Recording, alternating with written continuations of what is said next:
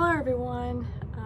It's been a couple months since I started this channel, and I thought it was a good time to go over my journey and why I decided to start a pharmaceutical company.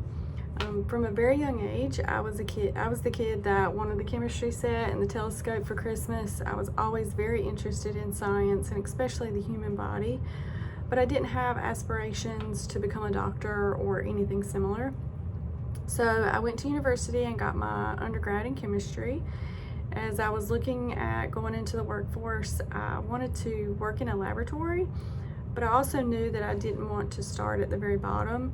So I decided to get my master's in chemistry, and after defending my thesis and graduating, I had no idea what type of lab that I wanted to work in, but I did have this idea in my head that I wanted to start a lab one day, and I just remember thinking about it.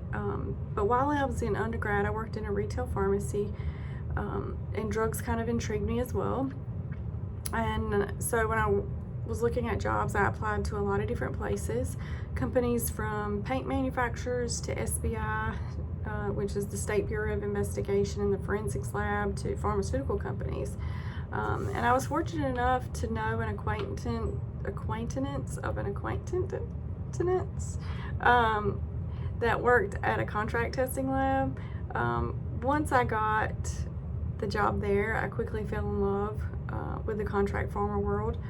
I worked in the lab on drugs that were being developed to help people, and I also really liked the service aspect of it. Meeting deadlines and making clients happy was something that really motivated me, and I got a lot of satisfaction from. So I continued to move up and got promoted several times over the next 15 years. Toward the end of my time at that contract lab, I was managing over 12 clients at a time and up to 16 analysts. The stress level was high, and I was really struggling with upper management's decisions and management style. I was getting really burned out and was really frustrated on how that company limited me on how I could develop the people that worked for me.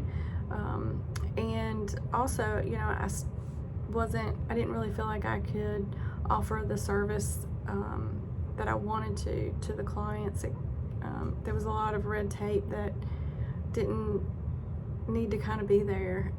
So I really started thinking more and more about how I would do things differently and what it would look like if it was my lab.